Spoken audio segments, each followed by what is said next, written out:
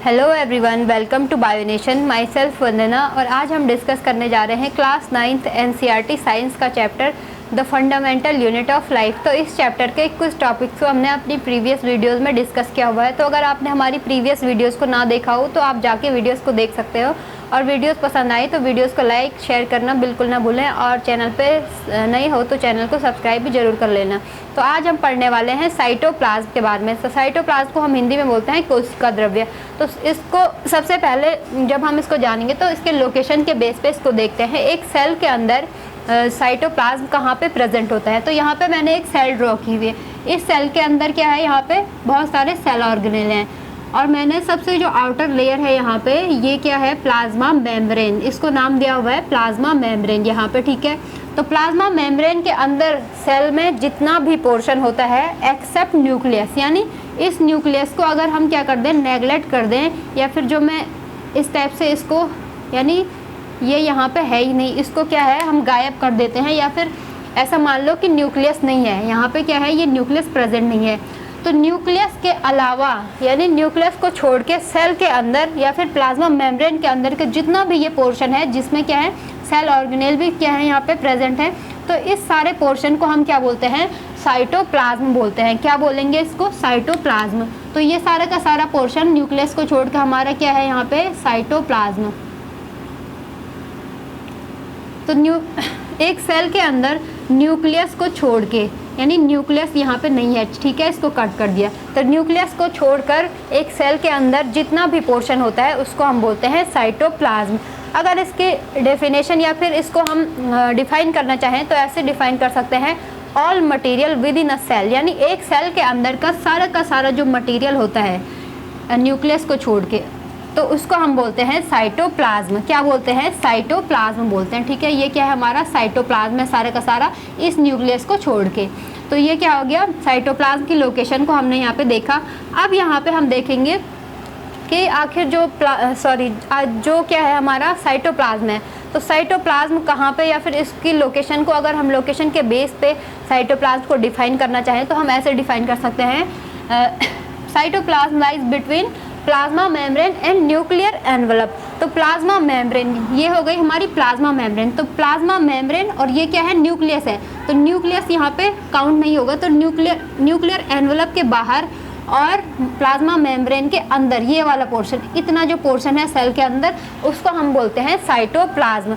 और साइटोप्लाज्म में ही क्या होता है, हमारे जितने ही भी क्या होंगे सेल ऑर्गन, यानी माइटोकॉन्ड्रिया हो गया, राइबोसोम, लाइसोसोम, एंडोप्लाज्मिक रेटिकुलम, या फिर कुछ भी ऑर्गन है जैसे गोल्जी बॉडी, तो सारे के सारे ऑर्गन कहाँ पे होते हैं, साइटोप्लाज्म में ही क्या होते हैं, स्कैटर्ड होते हैं, बिखरे हुए होते हैं।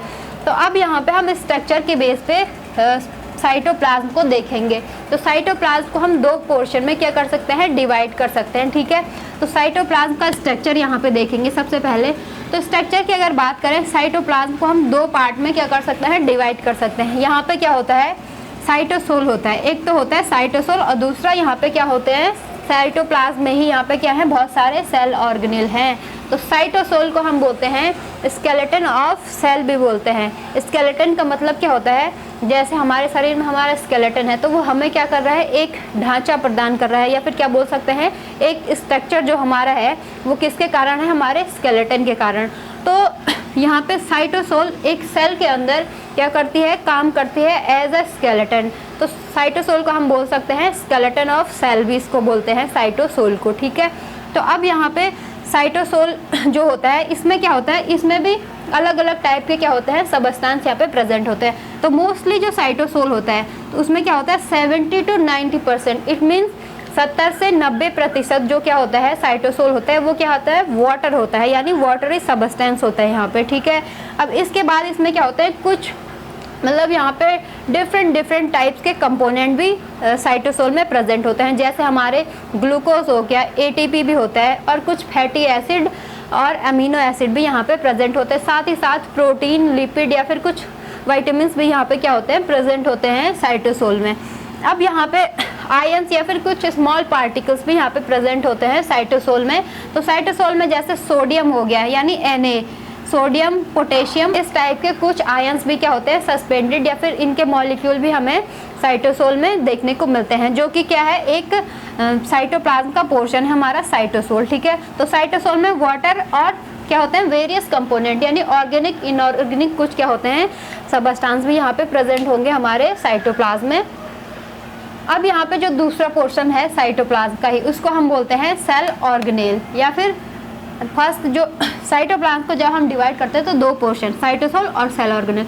साइटोसोल को हमने जाना ज़्यादा से ज़्यादा क्या है यहाँ पे वाटर है, 80 to 90% यहाँ पे वाटर की अमाउंट होती है, जबकि क्या होते हैं कुछ कंपोनेंट या फिर कुछ ऑर्गेनिक इनऑर्गेनिक सबस्टेंस भी यहाँ पे प्रेजेंट है, जैसे प्रोटीन हो गया, विटामिन हो गया, या फिर कुछ क्या होते हैं फैटी एसिड, अमीनो एसिड, इसके अलावा एटीपी के कुछ मॉलिक्यूल और ग्लूकोज भी यहाँ पे प्रेजेंट होता है साइटोसोल में। और सोडियम, पोटेशियम और कैल्शियम के भी कुछ क्या होते हैं यहाँ पे ये आयंस प्रेजेंट होते हैं। इसके बाद सेल ऑर्गन की अगर हम बात करें तो हम सब ने क्या पढ़ा हुआ है, सेल पढ़ा हुआ है। सेल में क्या होते हैं ऑर्गन्स होते हैं, जैसे एंडोप्लाज्मिक रेटिकुलम हो गया, गोल्जी बॉडी हो गया, या फिर गोल्जी कॉम्प्लेक्स, गोल्जी अपर्चर भी इसको बोलते हैं।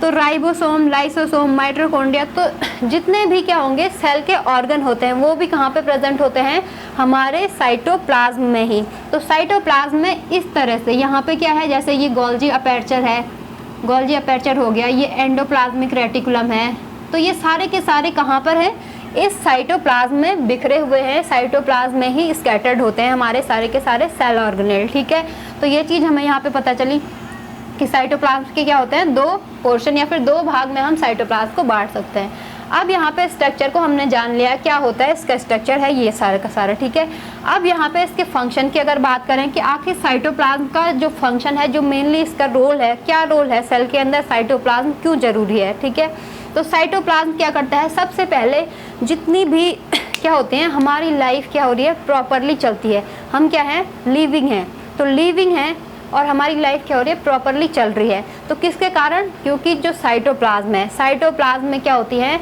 वेरियस बायोकेमिकल या फिर जितनी भी केमिकल एक्टिविटीज़ होती है हमारी लाइफ में, जितनी भी जैविक क्या बोल सकते हैं जैव रासायनिक जो प्रक्रियाएं होती हैं हमारे शरीर के अंदर, जिनके कारण हम जीवित हैं, जिंदा हैं, तो जितनी भी ये क्या होती हैं रिएक्शन होती हैं, ये कहाँ पे होती हैं सेल के अंदर, साइटोप्लाज्म में ही क्या होती हैं ये रिएक्शंस होती हैं।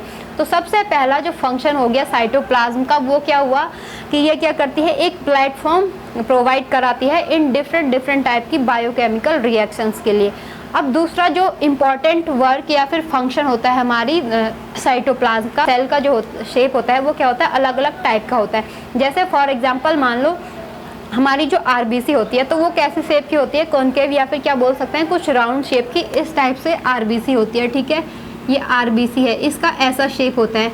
ऐसे ही हमारी जो न्यूरॉन या फिर तंत्रिका कोशिका जिसको बोलते हैं, जो न्यूरॉन का शेप होता है वो कैसे होता है इस टाइप से, मतलब ऐसे ऐसे इस टाइप से। तो ये क्या है हमारी न्यूरॉन, ये क्या है हमारी न्यूरॉन है, यहाँ पे न्यूरॉन सेल। ठीक है, तो इन सेल्स का क्या है अलग अलग शेप है, क्या है अलग अलग शेप है, एक ही शेप के नहीं है।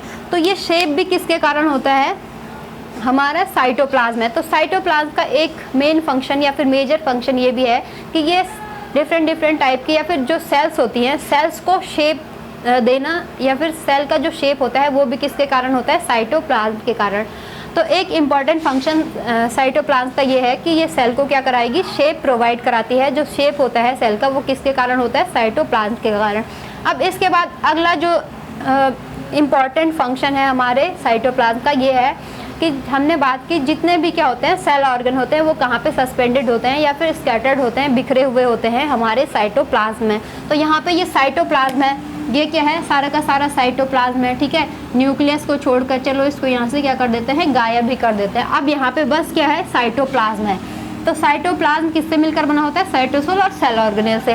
तो साइटोप्लाज्म में ही क्या होता है साइटोप्लाज्म है ये। अब इस साइटोप्लाज्म में यहाँ पे क्या दिख रहे हैं ये डिफरेंट स्ट्रक्चर। तो ये क्या है सेल ऑर्गन है। तो सारे के सारे जो हमारे सेल के ऑर्गन होते हैं वो कहाँ पे बिखरे होते हैं या फिर सेल ऑर्गन्स को स्पेस प्रोवाइड कराने का जो फंक्शन होता है वो भी क्या कौन करता है हमारा साइटोप्लाज्म। इट मीन्स साइटोप्लाज्म का एक मुख्य कार्य ये भी है कि ये क्या कराएगा कोशिकांग या फिर कोशिका के अंगों को क्या करता है स्थान प्रदान करता है या फिर स्पेस प्रोवाइड कराएगा सेल ऑर्गन्स को साइटोप्लाज्म। अब अगला जो सेल ऑर्गन होगा उसको हम नेक्स्ट वीडियो में यहाँ पे डिस्कस करेंगे। तो अगर आपको वीडियो पसंद आई हो तो वीडियो को लाइक करना, शेयर करना, कमेंट करना और चैनल पे नए हो तो चैनल को सब्सक्राइब जरूर कर लेना। Thank you for the watching.